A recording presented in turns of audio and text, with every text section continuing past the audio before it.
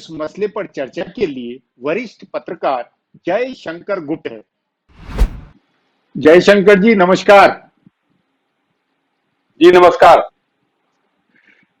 बिहार में जो चुनावी माहौल है उसमें आपके अनुसार गठबंधन की राजनीति और गठबंधन कितने पक गए हैं, क्या कुछ हालात नजर आ रहे हैं गठबंधनों को लेकर?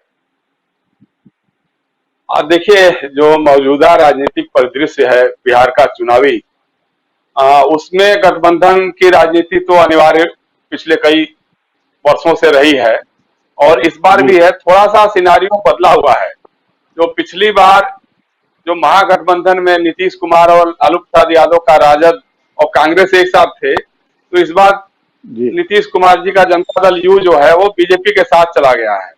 आपको पता ही होगा, सरकार के डेढ़ साल चलने के बाद नीतीश कुमार जी चले गए थे बीजेपी में। हालांकि उसके पहले उन्होंने कहा था विधानसभा में कि अब इस जन्म में तो मैं आप लोगों से हाथ मिलाने वाला नहीं हूं। तो लगता है जी कि उनका कोई और पुनर्जन्म हो गया है, तो उस पुनर्जन्म में फिर वो बीजेपी के साथ हो गए। बीजेपी और वो मिलकर के चुनाव लड़ रहे हैं। पिछली बार नहीं तो बीजेपी के उसमें साथ एलजेपी। जी जी नहीं, उसमें स्थिति जो पिछले 2015 के मुकाबले में आज की तारीख में हालात कितनी जी, बदले हुए हैं, और दूसरा ये कि सचमुच में अब क्या गठबंधन के सौदेबाजी लगभग पूरी हुई माने, या अभी कुछ धुंधलापन है? अभी थोड़ा बहुत है, थोड़ा बहुत धुंधलापन अभी है। हालांकि बीजेपी ने और जनता दल यू ने 122 और 121 सीटों का आपस में बंटवारा कर लिया है, लेकिन पेंच वहां जाके फंसेगा कि साहब लोक जनशक्ति पार्टी का क्या होगा, रामविलास जी की पार्टी का क्या होगा। उनके बेटे जो लोक जनशक्ति पार्टी के अध्यक्ष हैं, चिराग पासवान सांसद, उन्होंने तो कहा है कि हम 143 सीटों पे चुनाव लड़ेंगे और बीजेपी के साथ मिलकर लड़ेंगे, लेकिन जनता दल यू के खिलाफ लड़ेंगे। अब ये अजीबोगरीब राजनीतिक परिदृश्य है। ये मतलब ये बीजेपी के लोगों के लिए भी थोड़ी सी असुविधा।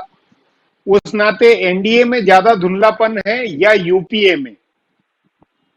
यूपीए में अभी किसी तरह का धुंधलापन नहीं है मेरे ख्याल से, क्योंकि वहां जो है लेकिन कांग्रेस, जी लेफ्ट और आरजेडी, इन तीनों का गठबंधन हो गया है। नीतीश कुमार सचमुच में इस बार गिर गए या डिफेंसिव है वो ज्यादा?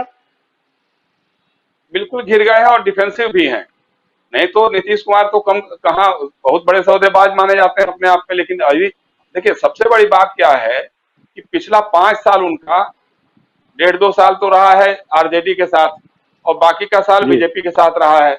उसके अलावा 10 साल उन्होंने और बीजेपी के साथ मिलकर के राज किया है बिहार पे। तो उनके पास बताने के लिए बहुत कुछ है, लेकिन वो बता कुछ जी पा नहीं रहे हैं। पिछले 15 वर्षों में बिहार में कितनी यूनिवर्सिटी बनी, कितने मेडिकल कॉलेज खुले, कितने प्रबंधन संस्थान खुले, कितने आईआईटी खुले, ये सब बताने के लिए उनके पास कुछ भी नहीं है। उनके बगल में उनके मित्र हैं सुशील मोदी जो उप मुख्यमंत्री हैं, वो लगातार जय पूछते हैं कि साहब नहीं आरजेडी बतावे कि 15 साल। जी नहीं जयशंकर जी, देखिए गठबंधन की राजनीति के मामले में माना जाए कि नीतीश कुमार कायदे से ज्यादा सोशल इंजीनियरिंग के फार्मूले में जातियों का समीकरण बना पाते थे, और भले उपेंद्र कुशवाहा का इस्तेमाल होता हो या रामविलास पासवान का होता हो या कभी एक वक्त में मांझी का इस्तेमाल हुआ हो, तो वो जो सोशल इंजीनियरिंग से जो गठबंधन बनाते थे, उस सोशल इंजीनियरिंग में या जातियों के प्रतिनिधित्व के नाते कौन सा गठबंधन या किसकी सौदेबाजी ज्यादा पटी है? देखिए, दोनों तरफ की है। जैसे भाजपा को माना जाता है कि उनके पास अपर कास्ट का ज्यादा कुछ समर्थन है और कुछ पिछड़ी जातियों में भी उन्होंने एनरोल किया हुआ है। और नीतीश कुमार जी की तो अभी भी राजनीति यही है, किसी तरह से जो अन्य पिछड़ी जातियां हैं। वही अति पिछड़े और महादलित में क्या नीतीश कुमार का या एनडीए का गठबंधन आज की तारीख में ज्यादा मजबूत हो पाया? नहीं, उसमें यही है कि चूंकि बंटवारा ऐसा हो गया, पिछली बार जब लालू और नीतीश एक साथ हो गए थे तो इनको एक साथ होने में बड़ी मदद मिली थी। पिछड़ी जातियों को और अन्य पिछड़ी या अति पिछड़ी जातियों को एक साथ एकजुट होने में बड़ी मदद मिली थी। लेकिन इस बार ये लोग दोनों दो ध्रुव पे हैं और एक ध्रुव जो है वो अपर कास्ट के साथ खड़ा हुआ है। तो अन्य पिछड़ी जातियों के लोगों को या अति पिछड़ी जातियों के लोगों को तय करना पड़ेगा कि हम किधर रहें किधर नहीं रहें। आपके अनुसार वो जातिगत जातिगत समीकरण ज्यादा हावी सौदेबाजी में रहे, या जातीय राजनीति से ऊपर उठकर इस बार कुछ गठबंधन की पॉलिटिक्स हुई है? नहीं, वो तो लगभग उसी तरह का रहा है। देखिए, सबसे बड़ी बात क्या है कि इस बार तेजस्वी यादव का जो गठबंधन है, महागठबंधन है, तो कांग्रेस को इस बार उन्होंने सीटें ज्यादा दी, 70 सीटें दी है उनकी अपेक्षा के हिसाब से, और जी कम्युनिस्टों को भी साथ में रख दिया इस बार। सबसे बड़ी बात यह है कि पिछले लोकसभा के चुनाव में जो कई सीटें जो इधर उधर हो गई थी दोनों की आपस की लड़ाई के कारण, तो इस बार कम्युनिस्ट लोगों को भी उन्होंने साथ रखा है। सीपीआई, सीपीएम और सीपीआईएमएल का काफी असर रहा है। उसके लिए आरजेडी ने जी अपनी कई सीटें भी छोड़ दी है। तो एक तो इनका यह है जी कि कांग्रेस के जरिए कुछ अपर कास्ट का वोट आएगा, कुछ जो मुसलमानों का हल्का फुल्का जो डिवीजन होता था वो आ जाएगा, और दूसरी तरफ तेजस्वी के साथ बाकी लोग आएंगे। अब उनको यह है कि जैसे जी उपेंद्र कुशवाहा और मुकेश सहनी की जो सना फल्लाह की पार्टी है, तो जी पिछले चुनाव में, लोकसभा के चुनाव में, इस चुनाव उम्मीदवार तो इन्होंने कई खड़ा किए, लेकिन वोट इनको नहीं मिला। उनका वोट जो जी फल्लाह लोगों का या बिंद लोगों का वोट, वो आरजेडी को ट्रांसफर नहीं हो पाया। उसी तरह कुशवाहा लोगों का भी वोट जो है वो इस तरफ नहीं आ पाया। हाँ, एक तरह से माना जाए तो ये नीतीश कुमार का आखिरी चुनाव भी कह सकते हैं। 70 साल के वो हाँ, होने वाले हैं। मुख्यमंत्री, हाँ मतलब वो उसको भी देखा जा रहा है कि उनका असली ये हो सकता है। तो इसलिए अब ये जी जो भविष्य की राजनीति है, तो कहीं ना कहीं तेजस्वी और चिराग के बीच में घूम सकती है। तो इसको भी लेते हुए तेजस्वी का अभी तक तो ठीक है, लेकिन हाँ, इस बार लड़ाई बहुत ही कांटे की होगी। मतलब ऐसा नहीं है जैसे पिछली बार, तो हम लोगों को शुरू में ही लगने लग गया था कि महागठबंधन एकदम भारी है, क्योंकि जातिगत समीकरण पूरी की पूरी तरह से आरजेडी और जनता दल यू के और कांग्रेस के गठबंधन के पक्ष में नजर आ रहा था। इस बार बंटवारा हो नहीं रहा है, तो जब लेकिन थोड़ा सा नहीं लेकिन जयशंकर जी, ये नहीं लगता है एक आम परसेप्शन के नाते पटना के अंदर या बिहार में या अखिल भारतीय स्तर पर ये लगता है कि मतलब एक परसेप्शन बना हुआ है कि नीतीश कुमार के सामने तेजस्वी खड़े नहीं हो पा रहे हैं, या ये नहीं है, ये गलत है, जमीनी हकीकत ऐसी नहीं है क्या? उसको उसी रूप में देख सकते हैं कि नीतीश कुमार सीजन्ड है, उम्र ज्यादा है, अनुभव ज्यादा है, 3 बार 4 बार मुख्यमंत्री शपथ ले चुके हैं, 3 बार सरकार चला चुके हैं। इस हिसाब से देखा जाए उनका पॉलिटिकल कैरियर लंबा है। तेजस्वी यादव बच्चे हैं, पढ़ाई लिखाई में भी जी नीतीश कुमार अगर इंजीनियर हैं तो ये पढ़ाई के मामले में बहुत जी कम है जी उनके मुकाबले। ये अगर ये जी आधार देखा जाए, उसमें नीतीश कुमार बहुत भारी पड़ते हैं, इसमें कहीं दो राय नहीं। लेकिन ये जी भी तो हो सकता है कि वो उनकी सीनियरिटी और उनका सब कुछ रहते हुए बिहार कहाँ से कहाँ पहुंचा है। 15 साल का जी बिहार जो है, अगर आज भी कहता हो कि नहीं नहीं हम वो तुलना करेंगे नहीं लालटेन वो युग अपनी से, जगह सवाल है, नहीं वो अपनी जगह सवाल है, लेकिन तेजस्वी भी वो सवाल पूछने या तेजस्वी भी जो 1-1.5 साल के अनुभव में कोई अपनी ऐसी छाप नहीं कर पाए जिससे कि वो लोगों में एक उम्मीद बने कि भाई नहीं इनके कहे पर ज्यादा विश्वास किया जाए। वो संकट नहीं है हाँ क्या? नहीं बिल्कुल वो संकट है, बिल्कुल वो संकट है। और उनके पक्ष में यही है कि युवा हैं और अभी मतलब जैसे कई बार होता है कि लालू जी के जमाने के भ्रष्टाचार की बातें होती है, तो वो कहते हैं भाई इसमें हमारा क्या कसूर है। अगर मान लीजिए मेरे नाम पे, जी अगर मैं नाबालिग था, बच्चा था, मेरे नाम पे अगर उन्होंने कहीं कोई जमीन खरीद ली हो, तो उसमें हम क्या कर सकते हैं? हमारा तो कोई रोल था नहीं। हम जब से आए हैं, जब से हम सक्रिय हुए हैं, विधायक बने हैं, उप मुख्यमंत्री बने, या अभी नेता विरोधी दल हैं या विधायक हैं, ये रहते हुए हमने जो किया हो उस पर चर्चा होनी चाहिए। अब हमारे पिताजी या उनके पिताजी ने क्या किया क्या नहीं किया, ये सब तो ठीक है, अतीत की बातें हैं, उसमें हो सकता है, लेकिन हम नए ढंग से आगे बढ़ना चाहते हैं। कई बार उसको वो खारिज करते हुए भी नजर आते हैं। तो अच्छा, उनके साथ जगदानंद सिंह जैसे लोग हैं जो काफी सुलझे हुए, शिवानंद तिवारी हैं, तो काफी इन लोगों का योगदान है।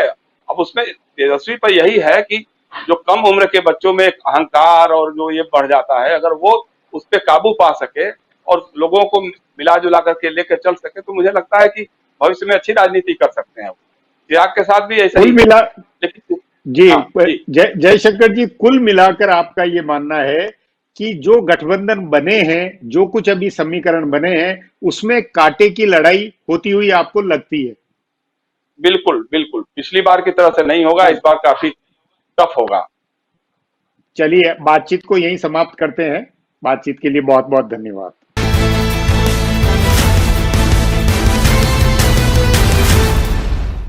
बिहार के चुनावी माहौल में गपशप को बहुत पंख लगे होते हैं, बावजूद इसके इससे पार्टियों नेताओं के दाव पेच में बहुत कुछ समझने को होता है। तो देखें आज की गपशप या की दाव पेच।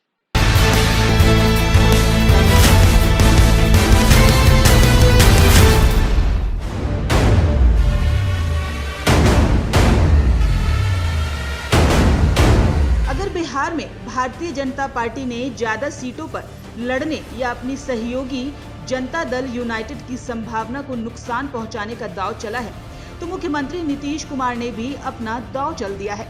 उन्होंने जिस अंदाज में टिकट बांटे हैं, उसे देखकर नहीं लग रहा कि वे भाजपा के साथ चुनाव लड़ रहे हैं। नीतीश की पार्टी जदयू ने अपने कोटे की 115 सीटों में से 11 सीटों पर मुस्लिम उम्मीदवार दिए हैं। सोचे, नीतीश ने करीब 10% मुस्लिम उम्मीदवार दिए। इसका मतलब है कि वे भाजपा के साथ होने के बावजूद अपनी सेक्युलर छवि को लेकर भरोसे में हैं। यह भी कहा जा रहा है कि उन्होंने आगे की राजनीति का संकेत भी इससे दिया है। उन्होंने 18 यादव उम्मीदवार दिए हैं। इसका मतलब है कि MY समीकरण के 29 उम्मीदवार हैं। उनके कोटे की 1/4 सीटें इन दो समुदायों को दी गई हैं। यह चुनाव बाद में बनने वाले संभावित समीकरण का संकेत हो सकता है।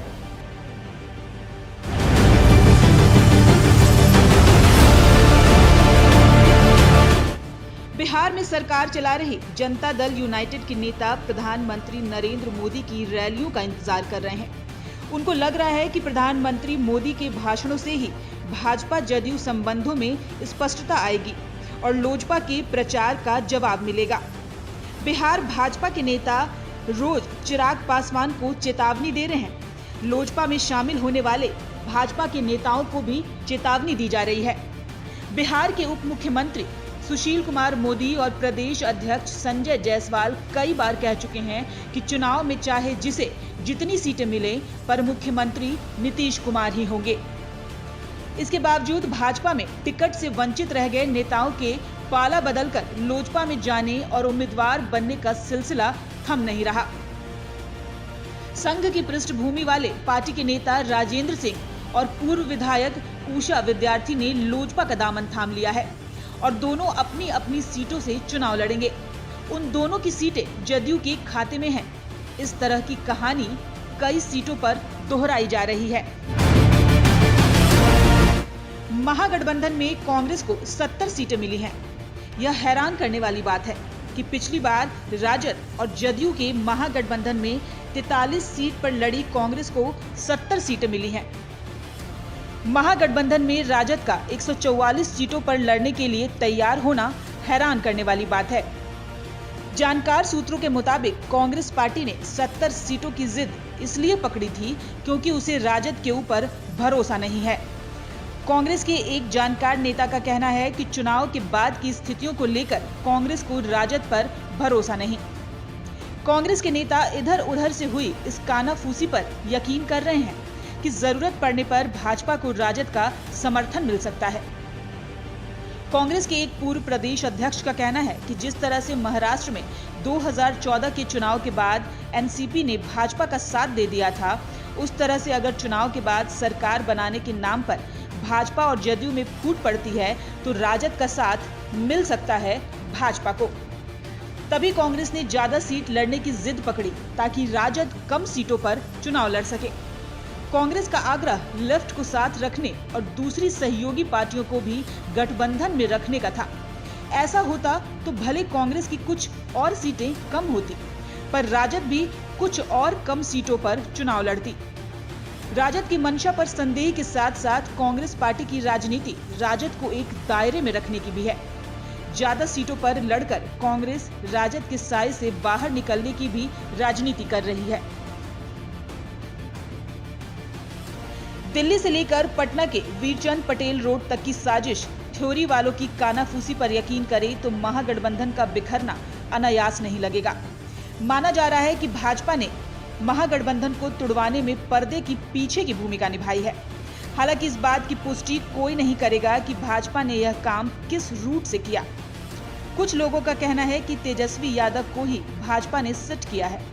कोरोना का संकट शुरू होने से पहले तेजस्वी लंबे समय तक दिल्ली में रहे थे। बताया जाता है कि दक्षिण दिल्ली के एक 5 सितारा होटल में वे रहे और इस दौरान भाजपा के कई नेताओं से उनकी बात हुई। भाजपा इन लोगों को साथ नहीं ले सकती थी क्योंकि तब अपने कोटे से सीटें देनी पड़ती, लेकिन संभव है कि बाकी सारी मदद मिले और चुनाव बाद ये सब फिर भाजपा के छाते के नीचे आ जाए। Bureau report, Sanmarg live.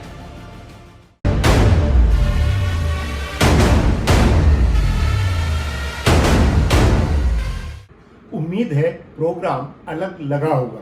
Bihar की राजनीतिक चेतना में जानने सोचने की कसौटी में यदि प्रोग्राम अलग और अच्छा समझ आए तो ईमेल से प्रतिक्रिया भेजें। प्रोग्राम को YouTube पर भी पसंद करें। YouTube पर नया इंडिया टीवी और nayaindia.com को विजिट करने की जरूर आदत बनाएं। अपने सोशल मीडिया से प्रोग्राम को आगे प्रसारित करें। बिहार के सुधी दर्शक यदि बेबाक लेकिन तटस्थ चुनावी प्रोग्राम को नहीं फैलाएंगे तो कौन फैलाएगा। कल फिर इसी समय नए प्रोग्राम के साथ आपसे मुलाकात होगी।